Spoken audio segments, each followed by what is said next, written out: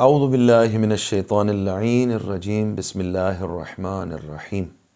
ناظرین محترم، السلام علیکم ورحمۃ اللہ وبرکاتہ۔ ایک مسلمان ہونے کے اعتبار سے قرآن کریم ہماری زندگی میں بنیادی اور مرکزی حیثیت کا حامل ہے۔ ہمارے زندگی کے جتنے بھی معاملات ہیں، چاہے وہ انفرادی معاملات ہوں یا اجتماعی اور معاشرتی معاملات، ان میں ہمیں قرآن سے مرحلہ اول میں رہنمائی لینا چاہیے اور اس کے بعد محمد و آل محمد علیہ الصلاۃ والسلام کے نورانی کلمات کو اپنی زندگی میں اپنا رہنما قرار دینا چاہیے۔ آیا قرآن واقعاً ہماری زندگی میں اس طرح کی اہمیت رکھتا ہے کہ ہم اپنی زندگی کے تمام معاملات میں قرآن سے رہنمائی لیں، یا قرآن خدا نخواستہ ہماری زندگی میں وہ اہمیت نہیں رکھتا جو اہمیت قرآن کا حق ہے؟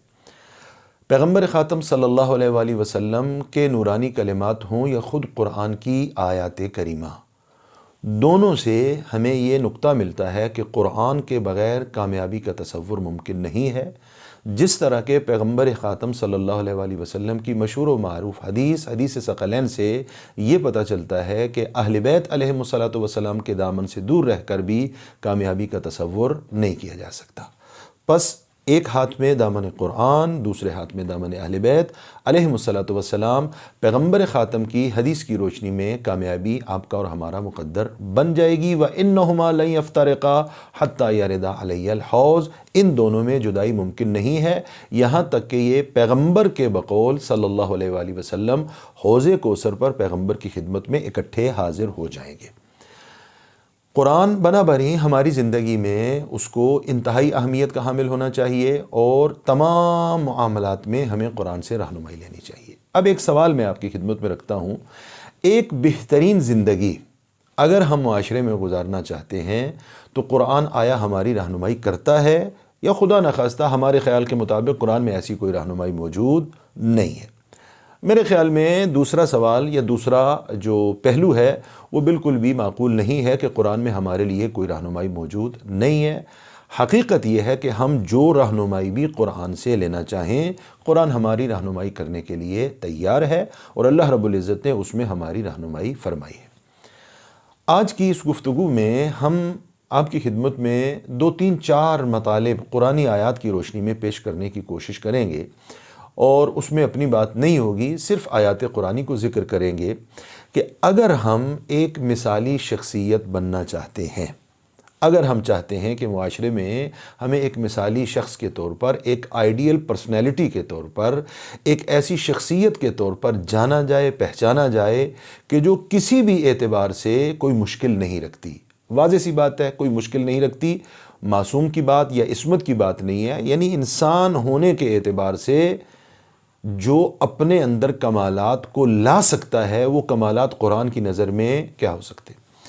انفرادی طور پہ کچھ چیزیں ہیں جو میری ذاتی زندگی سے، آپ کی ذاتی زندگی سے متعلق ہیں، اور کچھ چیزیں ایسی ہیں کہ جو ہماری معاشرتی زندگی سے متعلق ہیں۔ اب آیات قرآنی کی روشنی میں کچھ مطالب عرض کرتے ہیں کہ یہ مسائل اگر ہماری زندگی میں آ جائیں یا ہم ان مسائل سے اپنی زندگی کو دور کر لیں تو ہماری زندگی ایک آئیڈیل زندگی بن سکتی ہے۔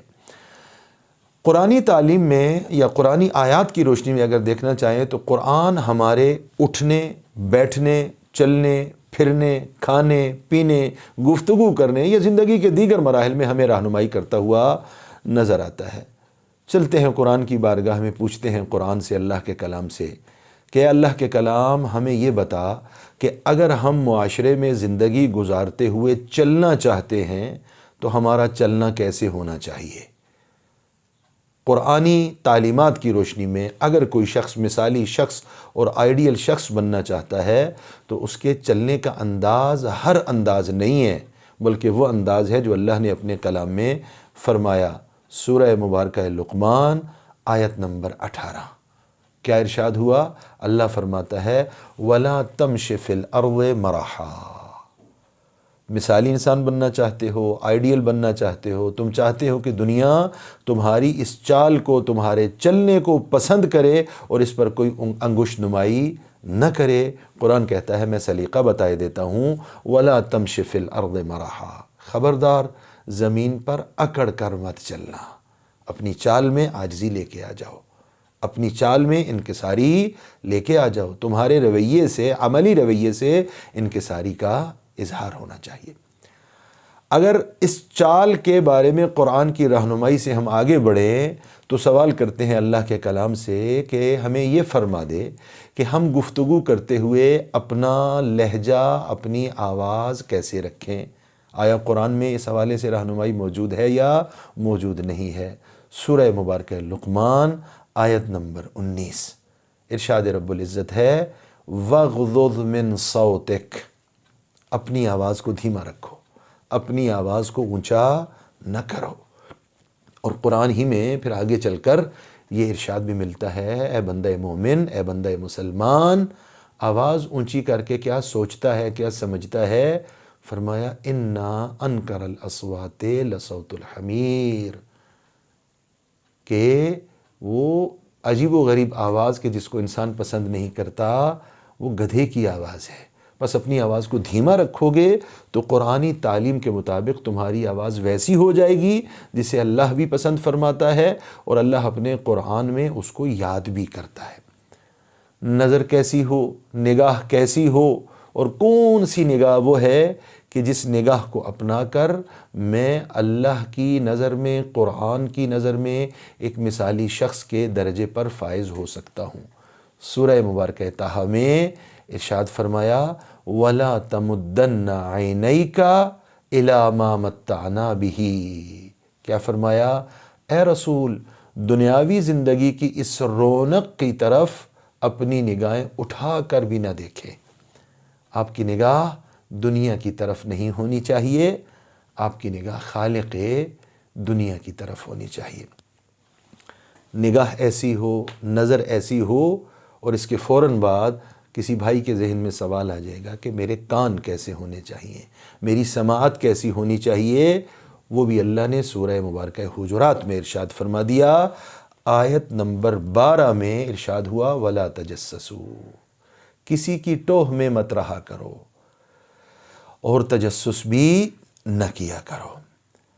اب چال ایسی ہونی چاہیے، آواز ایسی ہونی چاہیے، نظر ایسی ہونی چاہیے، کان ایسے ہونے چاہیے۔ اللہ کے کلام سے پوچھتے ہیں کہ الفاظ کیسے ہونے چاہیے، اپنی گفتگو میں کیسے الفاظ کا انتخاب کرے۔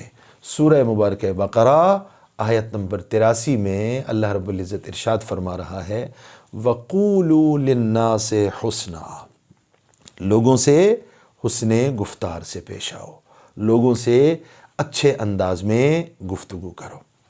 محفل کیسی ہونی چاہیے؟ جس محفل میں میں جا رہا ہوں، جس مجلس میں میں بیٹھنے جا رہا ہوں، محفل و مجلس میں، اور اس محفل کا انداز کیسا ہونا چاہیے؟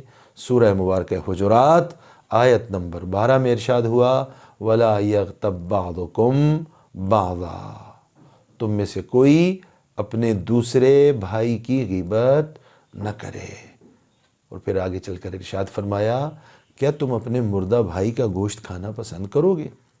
اگر مجلس ایسی ہو جائے اور محفل ایسی ہو جائے تو یہ بھی اس شخصیت کی طرف ایک قدم ہے کہ جس کو قرآن کی نگاہ میں ایک مثالی شخصیت اور آئیڈیل پرسنالٹی کے طور پہ یاد کیا جا سکتا ہے۔